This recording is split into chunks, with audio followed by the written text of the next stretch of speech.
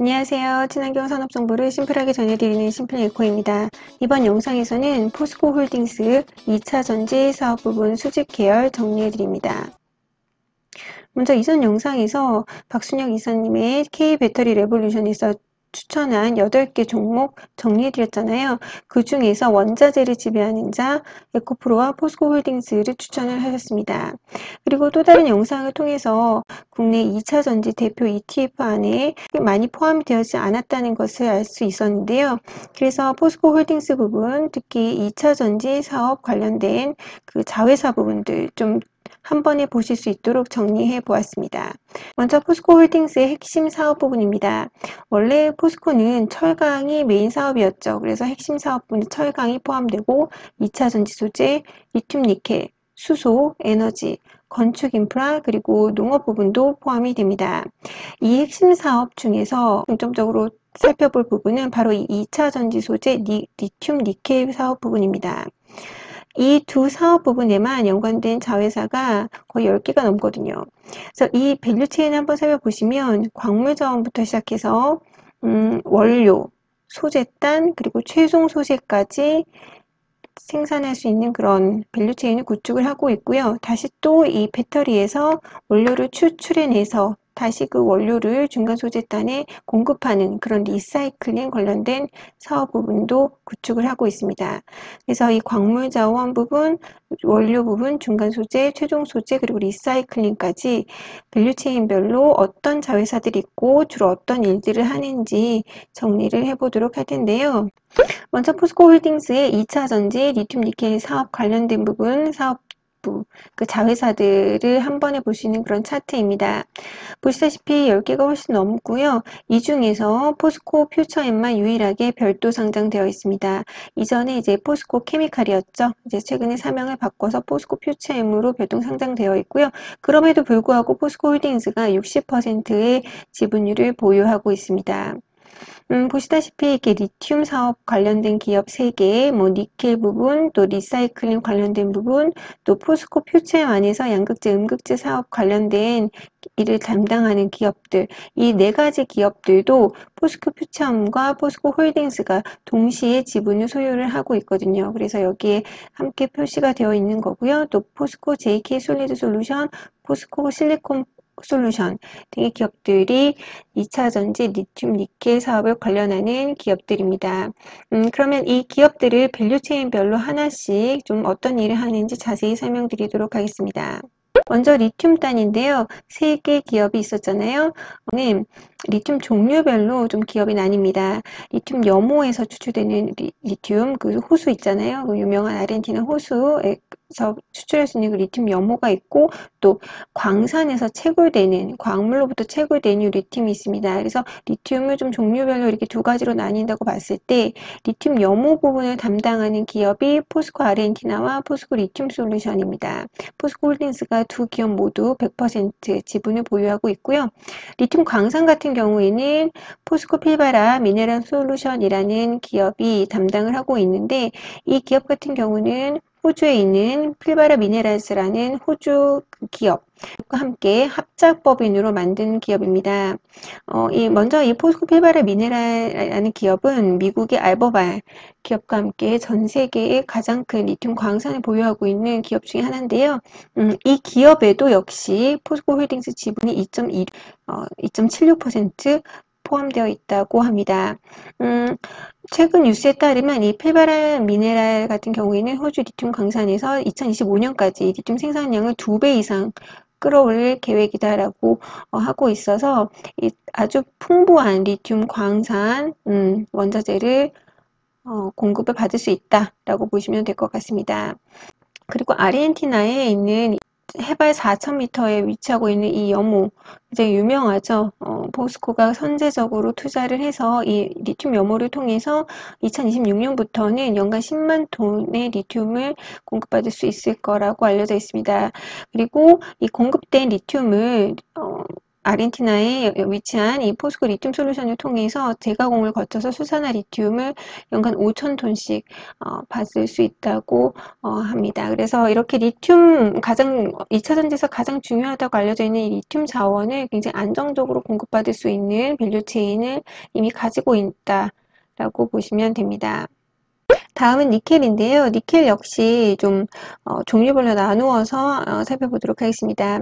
니켈은 건식 니켈과 습식 니켈로 나뉠 수 있는데 이 건식 니켈 부분을 담당하는 자회사는 SNNC 그리고 포스코, 기존의 포스코저가 있습니다. 그리고 습식 니켈을 담당하는 기업으로는 아레노가 있고 또 다른 법인이 신설될 예정이라고 알려져 있습니다. 먼저 이 SNC는 스테인리스 생산에 중요한 니켈을 공급하는 그런 기업인데 합작법인이라고 알려져 있습니다. SMSP라는 기업과 포스코홀딩스의 합작법인인데요. 이 SMSP는 뉴칼레도니아의 최대 니켈 광산 수출회사라고 합니다.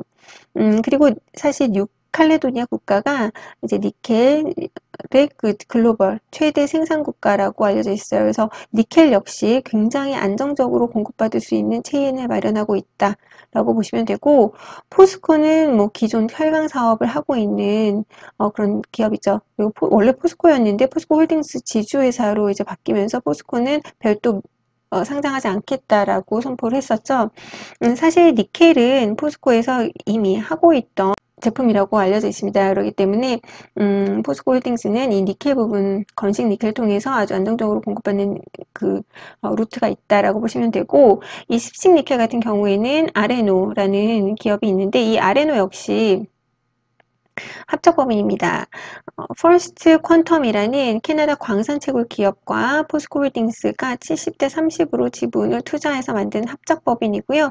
이 합작법인 통해서 역시 호주 니켈 광산 채굴권을 20년 연장을 확답받았다고 합니다. 그래서 이쪽 부분 역시 굉장히 안정적으로 중간물을 공급받는 체인이 마련되어 있다라고 보시면 됩니다. 그리고 또 있더라고요.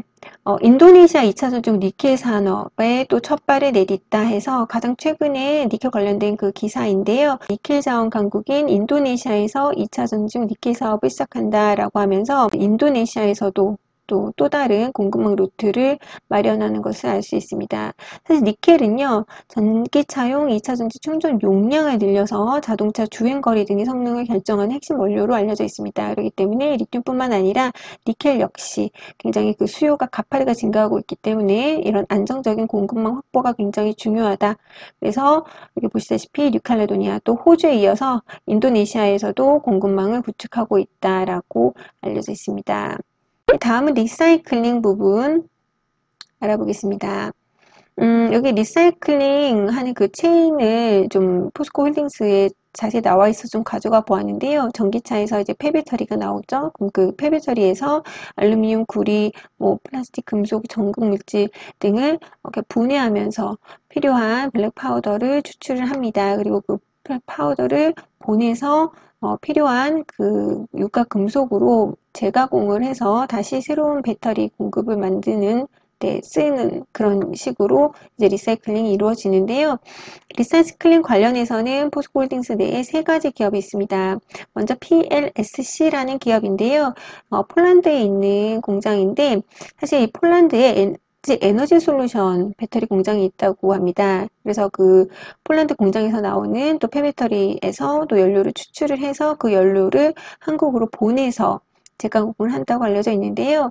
여기 또 다른 기업 포스코 GS 에코 머터리얼즈는 포스코 홀딩스 51% 지분, GS 에너지 49% 지분으로 만든 합작 법인이고 사실 2022년 하반기에 만들어진 법인이기 때문에 아직까지는 이제 신생 기업이다라고 보시면 되고 그 목적은 유럽 시장을 대상으로 해서 폐배터리를 수거해서 원료를 추출하는 그 2차 전지 리사이클링 사업을 하기 위해 만들어졌다고 알려져 있습니다. 여기 포스코 HY 클린메탈 기업은요, 이 HY가 중국의 화유 코발트의 약자예요. 그래서 포스코 홀딩스 65%, 중국의 화유 코발트 35% 합작사로 만들어진 기업이고, 2차 전지 산업에 필요한 그런 핵심 물질들을 좀 뽑아내서 유가 금속을 만들어내는 그런 기술을 가지고 있다고 합니다. 다음은 양극재, 음극재를 만드는 포스코 퓨처엠 별도 상장되어 있는 기업인데요. 이 별도 상장되어 있는데 이 안에 왜 들어와 있느냐 보면 이제 포스코 홀딩스가 지분을 60% 가지고 있고 또 이 포스코 퓨처엠이 투자하고 있는 그 지분을 가지고 있는 이 자회사들 네 가지에 또 포스코 홀딩스 지분이 일부 들어가 있습니다. 그래서 여기 이 조직도에 함께 나와 있는 거고요. 보시면 먼저 포스코 퓨처엠은 주 사업이 세 가지예요. 2차 전지 소재, 첨단 화학 소재, 그리고 산업 기초 소재. 근데 여기 안에서도 2차 전지 소재 관련된 부분만 관여하는 그런 자회사입니다. 절강포와 절강화포, 포스코 MC 머터리얼스, 피에노 케미칼 이 네 가지가 있는데요. 사실 이 피에노 케미칼은 좀 산업 기초 소재 부분을 많이 하기 때문에 이 세 가지가 주로 2차 전지 소재 관련된 자회사라고 보시면 되고 포스코 퓨처엠은 2차 전지 사업에서 주로 양극재, 음극재를 만들거든요. 그리고 양극재 중에서도 NCM, NCMA, 또 음극재는 천연 흑연 음극재, 인조 흑연 음극재, 또 실리콘 음극재, 리튬 메탈 음극재 등을 만들고 국내에서는 유일하게 음극재까지 생산하는 기업으로 알려져 있습니다. 절강포화랑 절강화포는 중국에 위치한 공장이고 이 안에서는 이제 양극재와 전구체 등을 만든다고 알려져 있고요. 이 포스코 MC 머터리얼즈가 원래는 이제 침상 코크스를 주로 만드는 기업인데 최근에 2차 전지 인조 흑연 음극재용 원료를 만들어내고 이를 포스코 퓨처엠에 납품하는 그런 식으로 사업이 연루되어 있다고 합니다. 포스코 퓨처엠은 국내에서 유일하게 양극재뿐만 아니라 음극재까지 만드는 그런 기업이고요. 앞에서도 보셨듯이 워낙 그 원료 관련된 그 밸류체인이 탄탄하고 또 폐배터리, 리사이클링까지 갖추고 있기 때문에 음극재와 양극재 모두 2030년까지 그 생산량 목표를 더블업 이상으로 잡고 있다는 점이 좀 특징적입니다. 그래서 향후 성장성이 무궁무진하다라고 보시면 좋을 것 같고요. 끝으로 차세대 소재를 담당하고 있는 포스코 JK 솔리드 솔루션 그리고 포스코 실리콘 솔루션 두 기업도 소개를 해보도록 하겠습니다. 포스코 JK 솔리드 솔루션은요, 전구체 를 만드는 그런 기업입니다. 정관이라는 이 국내 최대의 그 전구체 관련된 기술을 가지고 있는 기업이 60% 지분율을 보유하고 포스코 홀딩스가 지분율 40%를 보유하는 그런 합작법인이고요.